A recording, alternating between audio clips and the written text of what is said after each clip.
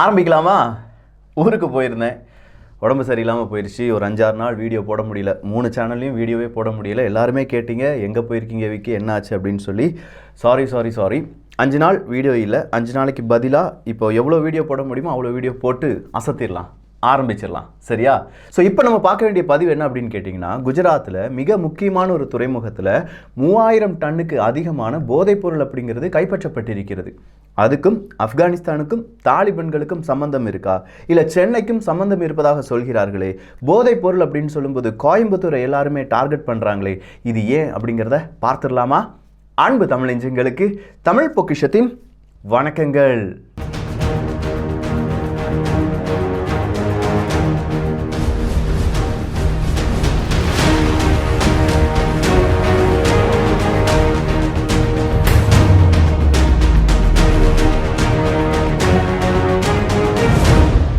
முதல் விஷயம், ஆப்கானிஸ்தான் தாலிபன்கள் அப்படின்னு சொல்லும்போது தாலிபன்கள் ஆட்சி அமைத்து விட்டார்களா அப்படின்னு பார்த்தா கிடையாது. இன்றளவும் தாலிபன்கள் ஆட்சி அமைக்கவில்லை. அதே மாதிரி அங்கே இருக்கக்கூடிய தலைவர்கள், குறிப்பாக பராதர் அவர்கள்லாம் இங்கே காபூலில் இருக்காங்களா, கந்தஹாரில் இருக்காங்களா அப்படிங்கிற பெரிய பிரச்சனையே ஓடிட்டு இருக்கு. பேலஸ்லேருந்து, அதாவது காபூலில் இருக்கக்கூடிய ஒரு அரண்மனையிலிருந்து மிகப்பெரிய அளவு துப்பாக்கி சப்தம் கேட்டதாகவும், அந்த நேரத்தில் ஹக்கானி குரூப்புக்கும் உண்மையான தாலிபன்களுக்கும் இடையே பல பிரச்சனைகள் வந்ததாகவும், இதன் காரணமாகத்தான் இன்றளவும் தாலிபன்களால் ஒரு ஆட்சியை இங்கே அமைக்க முடியவில்லை அப்படிங்கிற ஒரு கருத்தும் இன்றும் நிலவி வருகிறது. ஸோ பராதர் அவர்கள் கூடுதலான பொறுப்பை கேட்டுக்கொண்டார், அதனால் நாங்கள் அதை கொடுக்க மாட்டோம் அப்படின்னு சொல்லி ஹக்கானி குரூப், இல்லாட்டி உண்மையான தாலிபன்கள், பஸ்தூன் இன மக்கள், இப்படி எல்லாருமே பல பிரச்சனைகளில் ஈடுபட்டு வருவதால் ஆப்கானிஸ்தானில் பெரிய ஒரு ப்ராப்ளம் நடந்துகிட்டே இருக்கு அப்படின்னு சொல்லலாம். ஆப்கானிஸ்தானுடைய மிகப்பெரிய வருமானம் எது அப்படின்னு கேட்டிங்கன்னா போதைப் பொருள் தான். உலகத்தில் குறிப்பாக அமெரிக்கா போன்ற நாடுகளுக்கு அதிக அளவு போதைப் பொருள் எங்கிருந்து ஏற்றுமதி ஆகிறது அப்படின்னு கேட்டிங்கன்னா ஆப்கானிஸ்தான்லேருந்து தான் ஆயிட்டு இருந்துச்சு. அதுக்காகவே அமெரிக்கா ஆப்கானிஸ்தானை பயன்படுத்தியது அப்படிங்கிற வேறொரு குற்றச்சாட்டும் இருக்கிறது. ஸோ தாலிபன்கள் வந்தோடனே சொன்னாங்க, நாங்கள் போதைப் பொருளை பல நாடுகளுக்கு ஏற்றுமதி செய்கிறோம், எங்களுடைய சட்டப்படி, தாலிபன்களுடைய ஷரியத் சட்டப்படி இது தவறு அப்படின்னு சொல்லி நாங்கள் வெளிநாடுகளுக்கு இனிமேல் இந்த மாதிரி போதைப் பொருளை ஏற்றுமதி செய்ய மாட்டோம்னு சொன்னவங்க, அதே நேரத்தில் இந்தியாவுக்கு வந்திருக்கும் ஒரு போதைப் பொருள், அதுவும் சாதாரண எடை கிடையாது, 3000 டன் அப்படின்னு சொல்கிறாங்க. 1987க்கு பிறகு இவ்வளவு பெரிய, இல்லாட்டி இவ்வளவு கிலோகிராம் இந்த மாதிரியான போதைப் பொருளை கைப்பற்றுவது இதுதான் முதல் முறை. சொல்லப்போனால் நவீன இந்தியாவை இது மிகப்பெரிய அளவு சோதித்து பார்க்கக்கூடிய ஒரு கட்டம் அப்படின்னு சொல்லலாம். ஸோ 3000 டன் போதைப் பொருள் அப்படின்னு சொல்லும் போதே அதனுடைய சந்தை மதிப்பு எவ்வளவா இருக்கும் அப்படிங்கிற ஒரு கேள்வி வருகிறது. ஒரு கிலோவுக்கு 7 கோடி ரூபாய் அப்படின்னா அந்த 3000 கிலோவுக்கு கிட்டத்தட்ட 21,000 கோடி ரூபாய். இந்த 21,000 கோடி ரூபாய் 2 கண்டெய்னரில், ஒரு கண்டெய்னரில் 2000 டன், இன்னொரு கண்டெய்னரில் 1000 டன். இந்த கண்டெய்னர் எங்கிருந்து வந்திருக்கு அப்படின்னு பார்த்தா ஈரான்லேருந்து இந்தியாவுக்கு வந்திருக்கு. ஈரான்லேருந்து இந்தியாவுக்கு வர்றதுக்கு முன்னாடி இந்த கண்டெய்னர் எங்கிருந்து வந்திருக்கு அப்படின்னு பார்த்தா ஆப்கானிஸ்தான்லேருந்து ஈரானுக்கு போயிருக்கு. ஸோ ஆப்கானிஸ்தான்லேருந்து ஈரானுக்கு, ஈரான்லேருந்து இந்தியாவுக்கு, ஆப்கானிஸ்தான்லேருந்து நேராக இந்தியாவுக்கு அனுப்பப்பட்ட கண்டெய்னர்ஸ் எங்கே இருக்கக்கூடிய நிறுவனம்? அகமதாபாத்தில் இருக்கக்கூடிய ஒரு நிறுவனம். அந்த நிறுவனத்துக்கான லைசன்ஸை யார் வாங்கி வச்சுருக்காங்க?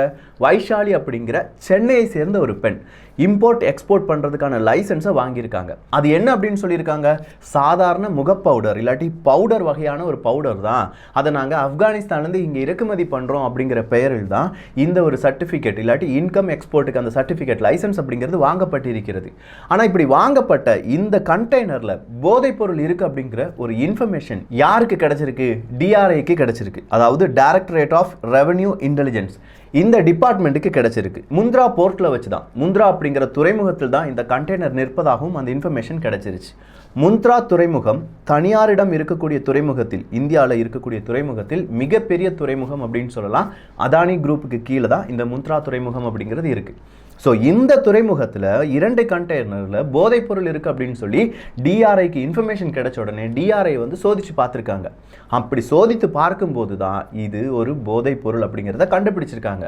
3000 டன் அப்படின்னு சொல்லும்போது இதனுடைய மதிப்பையும் சொல்லும்போது பல கட்டமாக இதனுடைய ஆய்வுகள், அதாவது இது எந்த இடத்துலலாம் வந்திருக்கு, யாரெல்லாம் இதுக்கு பின்னாடி இருக்காங்க, சப்போஸ் இதுக்கு பின்னாடி இங்கே இருக்கக்கூடிய தீவிரவாத இயக்கங்கள், இப்போ இந்தியாவுக்குள்ளேயே நிறைய தீவிரவாதிகள் இருப்பதற்கான வாய்ப்புகள் இருக்குது, அவங்களுக்கு பணம் கொடுப்பதற்காக, அவங்களுக்கு பணத்தை கைமாற்றம் செய்வதற்காக இந்த மாதிரியான போதைப் பொருட்கள் இங்கே கொண்டு வரப்படுகிறதா, இந்த கோணத்திலும் இந்த விசாரணை அப்படிங்கிறது நீள்கிறது. சரி, போதைப் பொருள் இந்தியாவுக்குள் வந்தால் பிரச்சனை என்ன அப்படின்னு சொல்லி நம்ம கேட்கலாம். பஞ்சாப் மாநிலத்தை நீங்கள் எடுத்துட்டிங்கன்னா அதில் இருக்கக்கூடிய கொஞ்சம் நிலப்பரப்பை நீங்கள் எடுத்துட்டிங்கன்னா 3 நபர்களில் 2 நபர்கள் போதைக்கு அடிமையானவர்கள். 2 பெற்றோர்கள், அவங்களுடைய பெயர் முக்தியார் சிங் பூபேந்தர் கவுர் அப்படிங்கிறவங்க தான்.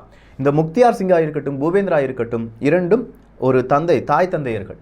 அவங்க வீடு வீடாக அவங்களுடைய மகனுடைய புகைப்படத்தை வச்சு எல்லார் காலையும் போய் விழுவாங்க. அதுக்கான காரணம் என்ன அப்படின்னு கேட்டிங்கன்னா, அவங்களுடைய மகன் போதைப் பொருளுக்கு அடிமையாகி உயிரை இழந்து விட்டார். இது நடந்தது 2016 வருடம். 2016 வருடத்திலிருந்து அவங்க பார்க்கக்கூடிய அனைத்து நபர்களிடமும் ஒரு சில வார்த்தைகள் சொல்லுவாங்க, போதைப் பொருளுக்கு அடிமையாகி விடாதீர்கள் அப்படிங்கிறது தான். சரி, இது வட இந்தியாவாக இருக்குது. நேராக நம்ம மதுக்கரைக்கு வந்தோம்னா, மதுக்கரையில் ஒரு நபரை வேறொரு சிறுவன் கொன்று விட்டான் அப்படிங்கிற ஒரு குற்றச்சாட்டு வருகிறது. இந்த சிறுவன் அப்படின்னு சொல்லும்போது 17-18 வயது இருக்கலாம். கொல்லப்பட்ட நபருடைய வயது எவ்வளவு அப்படின்னு கேட்டிங்கன்னா 22 வயசு. 2 பேருமே கூலி வேலைக்கு செல்லக்கூடிய நபர்கள். ஆனால் கூலி வேலைக்கு சென்ற பிறகு அந்த 22 வயதான ஒரு மனிதன், அந்த இளைஞன் இருக்கான் பார்த்தீங்களா, அவனுக்கு போதை ஊசி வாங்கிட்டு வந்திருக்கான் அந்த சிறுவன். அப்படி வாங்கிட்டு வந்த அந்த நபர் போதை ஊசியை போட்டுட்டு இன்னொரு போதை ஊசி வேணும் அப்படின்னு சொல்லி கேட்கும்போது அதற்கான பணம் இல்லை அப்படின்னு சொல்லும்போது, நீ கொண்டு வரணும், இல்லாட்டி உன் செல்ஃபோனை நான் எப்படியாவது உடச்சிருவேன், உன்னுடைய அப்பா அம்மாவை கொண்டுருவேன் அப்படின்னு சொல்லி மிரட்டியிருக்கான் அந்த இளைஞன். இந்த மிரட்டலுக்கு பயந்து அந்த சிறுவன் என்ன செஞ்சிருக்கான், போதையில் இருக்கக்கூடிய இந்த ஆசாமியை கொன்னுட்டான். இப்படி கொல்லும்போது அந்த சிறுவனும் போதையில் தான் இருந்தாங்க அப்படின்னு சொல்றது வேறொரு இன்வெஸ்டிகேஷனாக இருக்கு.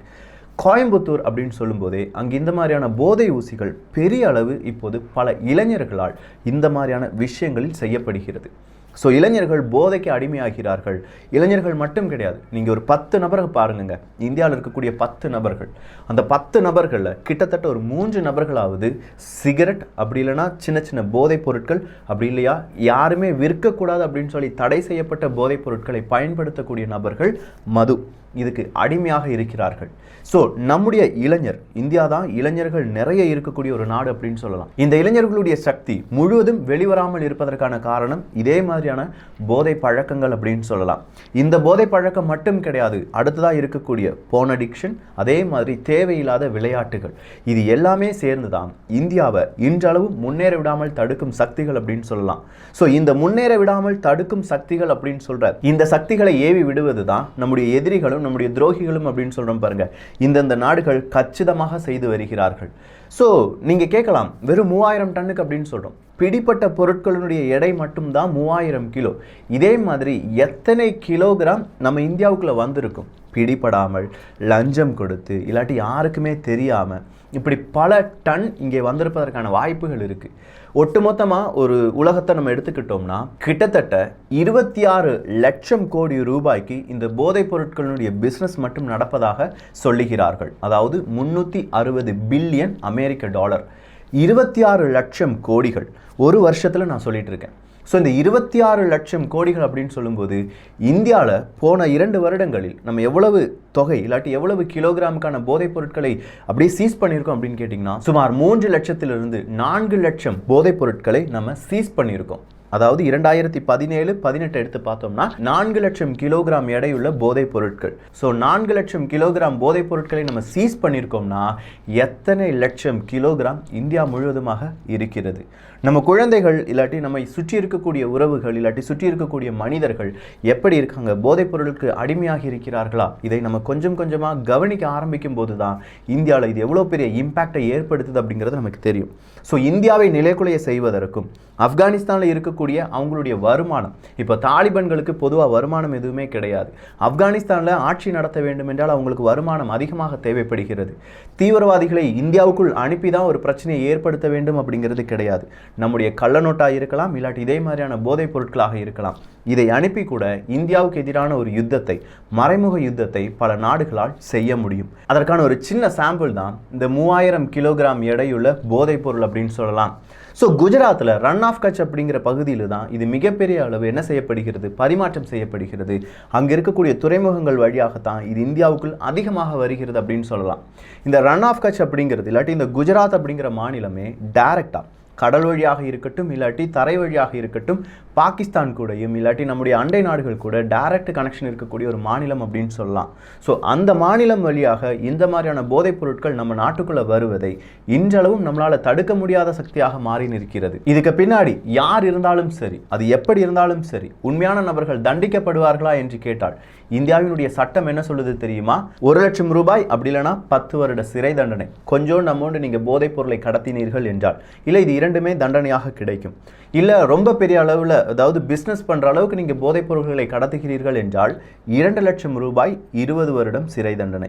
இது இரண்டும் கம்பெனியாக கிடைப்பதற்கான வாய்ப்புகளும் இருக்குது அப்படின்னு சொல்கிறாங்க. ஆனால் இது வழியாக குற்றம் சுமத்தப்பட்டவர்கள் ஈஸியாக அவங்களுடைய சட்ட ஓட்டைகள் வழியாக தப்பித்துக் கொள்கிறார்கள் அப்படிங்கிற உண்மையையும் நாம் உணர்ந்து கொள்ள வேண்டும். ஒரு போதைப் பொருள் இல்லை இவ்வளோ கிலோகிராம் போதைப் பொருள் அப்படிங்கிறது ஒரு செய்தியாக பார்க்காதீர்கள். பல இளைஞர்களுடைய சக்தியை ஒன்றுமில்லாமல் செய்யக்கூடிய ஒரு பழக்கம். அது நம்முடைய இந்திய நாட்டுக்கே மிகப்பெரிய ஒரு இழப்பு அப்படிங்கிறத நாம் புரிந்து கொள்ள வேண்டும்.